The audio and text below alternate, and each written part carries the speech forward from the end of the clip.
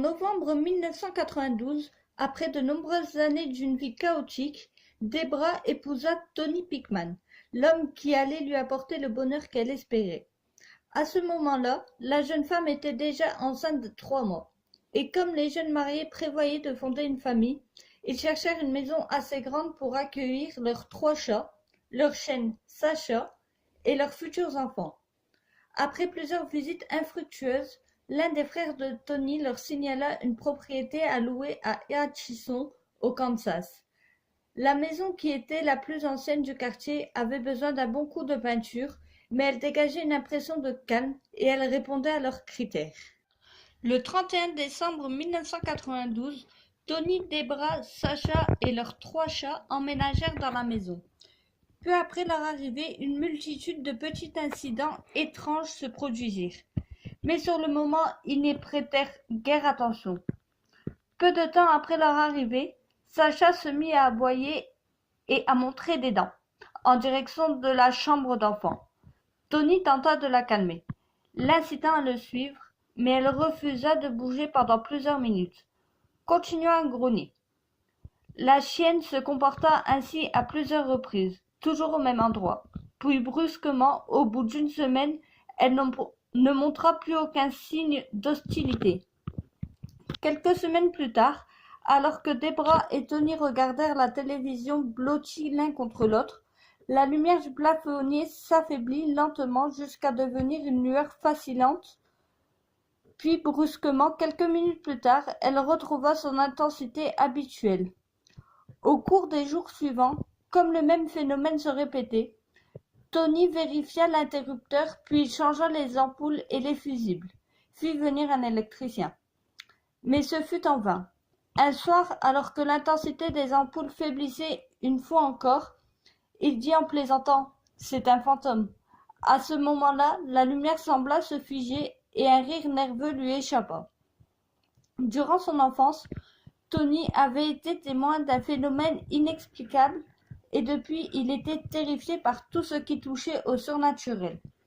Parfois, quand elle se retrouvait seule, Debra sentait glisser sur elle un souffle d'air glacé et des interférences se manifestaient en différents endroits de la maison, brouillant les conversations et faisant retentir la minuterie de la cuisinière d'occasion qu'il venait d'acheter. Vers le milieu du mois de mai, la chaleur et l'humidité étaient tellement insupportables que Tony et Debra dormaient souvent sur le divan du salon, portes et fenêtres ouvertes. Une nuit, Debra fut brusquement réveillée par des cris à glacer le sang. Puis de bruits de pas lourds résonnèrent dans l'escalier. La jeune femme pensa qu'un intrus s'était introduit dans la maison, mais avant même de s'être redressée, quelque chose de lourd la heurta de plein fouet. Terrifiée, elle se mit à crier et son hurlement réveilla son mari, qui se mit à crier lui aussi. Ils crièrent de concert durant plusieurs minutes, puis Tony réalisa qu'il ne savait pas pourquoi il agissait ainsi, et il s'arrêta brusquement. Il tenta alors de calmer sa femme, qui, paniquée, resta un long moment immobile, les yeux écarquillés. 10 minutes plus tard, elle riait de leur comportement. Dans l'obscurité, les chats erraient furtivement, le poil hérissé, comme s'ils appréhendaient quelque chose. Soudain, ils se regardèrent en sifflant, puis détalèrent et allèrent se cacher.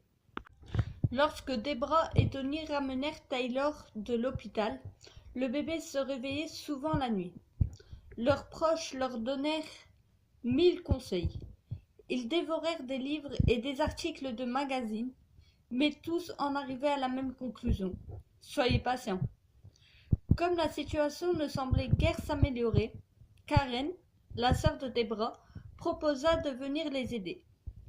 Le jour de son arrivée, alors que Tony et son jeune frère George montaient une commode dans la chambre d'enfant, le mobile suspendu au-dessus du lit de Taylor se mit à tourner tout seul, faisant entendre sa musique. Perturbés, les deux hommes en parlèrent à Debra, mais la jeune femme crut qu'ils se moquaient d'elle, et elle les ignora.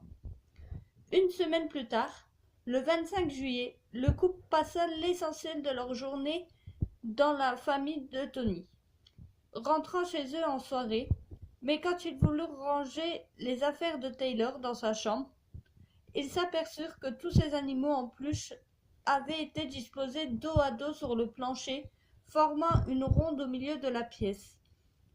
Karen formula alors l'hypothèse à laquelle Debra et Tony refusaient d'envisager depuis quelques semaines. « Vous croyez qu'il y a un fantôme ?»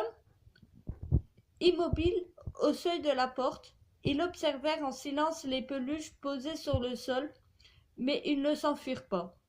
S'il s'agissait d'une plaisanterie, ils n'avaient aucune envie d'être vus courant hors de la maison comme des lapins effrayés.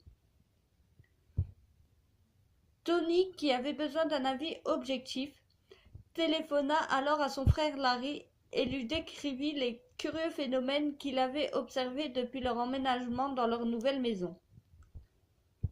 Larry, qui habitait à quelques minutes de chez eux, arriva peu après 23h30. Même s'il n'était pas prêt à admettre qu'il puisse y avoir un fantôme, après avoir été témoin du déplacement inexplicable d'une peluche, Larry reconnut qu'il se passait des choses bizarres dans la maison, et il proposa d'en parler à Barbara, une médium de ses connaissances. Le lendemain matin, Tony partit travailler. Debra amena sa sœur à l'aéroport, puis elle rentra seule chez elle. Toute sa vie, elle avait espéré voir un fantôme, mais maintenant, elle se sentait nerveuse. Après sa journée de travail, Tony s'arrêta chez sa mère, qui voulait lui parler. La vieille dame qui s'était renseignée sur la maison lui expliqua que la locataire précédente avait été victime de nombreuses manifestations paranormales et que sa fille s'était entichée d'une compagne de jeu imaginaire qu'elle appelait Sally. Elle passait des heures à s'amuser avec elle, mais bizarrement, plus personne n'en avait entendu parler après leur déménagement. De son côté, le frère de Tony avait réussi à rentrer en contact avec Barbara, la médium, qui pensait que la maison abritait l'esprit d'une fillette de 5 à 11 ans qui se prénommait probablement Sally, car ce prénom lui revenait sans cesse. Elle conseillait aux Pickman de dire à l'esprit qu'ils étaient prêts à l'accueillir, mais ils devraient bien insister pour lui faire comprendre que cette maison était la leur, et que si elle souhaitait y rester, elle devrait se plier à leurs règles. Vers 17h, lorsque George, le jeune frère de Tony, s'arrêta chez eux, Tony lui raconta toute l'histoire et George lui demanda s'il se moquait de lui. Pour ne pas se justifier, Tony prit alors l'appareil photo que sa femme avait laissé sur la table de la salle à manger et le dirigea vers la peluche qui se trouvait près de la télévision. Il s'écria « Sally, si tu es là, souris !» George, qui regardait l'ourson, s'écria alors « Il a bougé, le fichu truc a bougé !» À ce moment-là, un grand froid lui traversa le corps, puis une force invisible le tira en arrière, l'empêchant de bouger pendant quelques secondes. Cet incident le choqua, tellement que Tony décida de l'éloigner de la maison pour lui permettre de reprendre ses esprits. Pendant que George faisait les 100 pas devant la maison, Tony et Debra attrapèrent le bébé et rassemblèrent quelques affaires indispensables. Tony était assis à gauche du siège auto. Il tentait de donner sa tétine à Tyler, quand brusquement il grimaça de douleur et bondit sur ses pieds. Lorsque Debra souleva sa chemise, elle découvrit 3 griffures sanguinolentes entre ses reins. Tony commençait à se demander si l'esprit était bien celui d'une petite fille, mais quand il tenta d'en parler à sa femme, celle-ci s'offensa qu'il puisse même en douter. Ne sachant comment réagir, Debra téléphona à Barbara qui lui conseilla d'avoir une conversation avec Sally et de la gronder comme elle le ferait avec n'importe quel enfant. Inspirant profondément, la jeune femme dit d'une voix qui se voulait ferme « Sally, nous sommes très fâchés et nous devons te parler. » Quelques instants plus tard, Tony et Debra se regardèrent et haussèrent les épaules. Comment savoir si elle était là ? Néanmoins, elle poursuivit sans flancher le discours qu'elle avait plus ou moins planifié. Devant eux, les 3 chats, silencieux, bougeaient leurs têtes de concert, semblant suivre du regard quelque chose qui flottait dans les airs.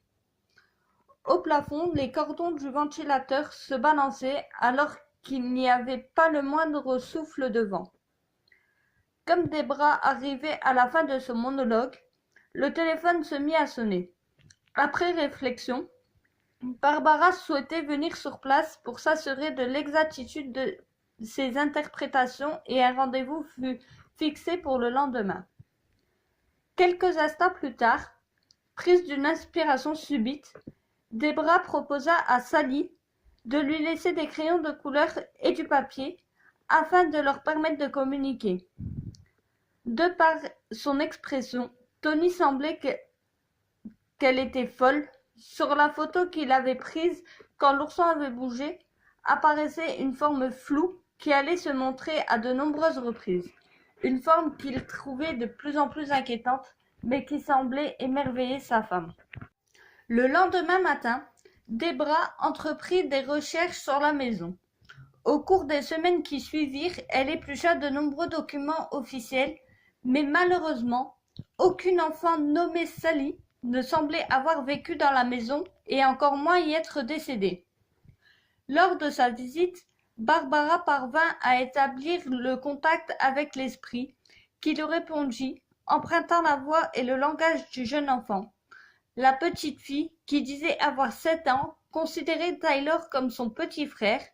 Elle le protégeait et le vouait apparemment une adoration. Elle semblait apprécier Debra, qu'elle suivait en permanence. Mais elle faisait preuve d'une incroyable méfiance envers les hommes. Comme la fillette ne possédait rien, ils décidèrent de lui offrir divers objets, dont une poupée, qui n'appartiendrait qu'à elle. Ces objets seraient disposés dans la chambre d'enfant, et elle devrait les ranger après s'en être servie. Quant aux crayons qui avaient été laissés à son intention, elle n'était pas encore parvenue à les utiliser. Debra, qui était touchée par la tristesse et la solitude de cet enfant, décida alors de lui faire une place dans sa vie. Selon Barbara, la petite fille restait dans la maison par choix, mais elle pouvait aller et venir à sa guise si elle le souhaitait. Rien n'était figé. Il était également possible qu'elle grandisse avec Tyler, qu'elle le guide au fil des ans, qu'elle intervienne en sa faveur ou qu'elle lui révèle son avenir. En entendant ces mots, Debra ne sut pas si elle devait s'en réjouir ou s'en effrayer. Après le départ de Barbara, Tony téléphona à ses parents pour les inviter à visionner la vidéo que George avait tournée durant la soirée, proposant également à leurs voisins qui leur avaient gracieusement prêté une caméra de venir voir le résultat du tournage. Don et Carol, les voisins, arrivèrent peu après les parents de Tony. Carol avait apporté avec elle 2 vieilles poupées plutôt sales qu'elle avait récupérées après que George leur ait raconté la soirée et immédiatement, Tony et George les portèrent à la chambre d'enfants. Ils redescendirent aussitôt, les poupées toujours en main. Les oursons avaient été déplacés et sur le bloc-notes que Debra avait laissé à l'attention de l'esprit se trouvait maintenant un message. Très excitée, la jeune femme courut au premier. Et tout le monde la suivit. À côté de la question « Coucou Sally, quel âge as-tu » une main enfantine avait tracé ces mots. 7 environ. Le lendemain, Debra nettoya et habilla la plus grande des poupées, puis, une fois l'opération terminée, elle la souleva pour la présenter à Sally. Elle prit ensuite plusieurs photos de la chambre, espérant y voir un signe. Mais le lundi matin, quand elle ouvrit l'enveloppe contenant ces clichés, ce qu'elle découvrit lui coupa le souffle.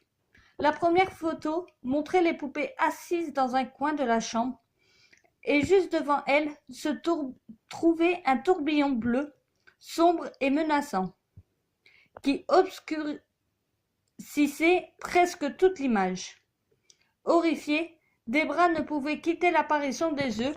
Rassemblant son courage, Debra regarda la photo suivante, qui était tout aussi inquiétante.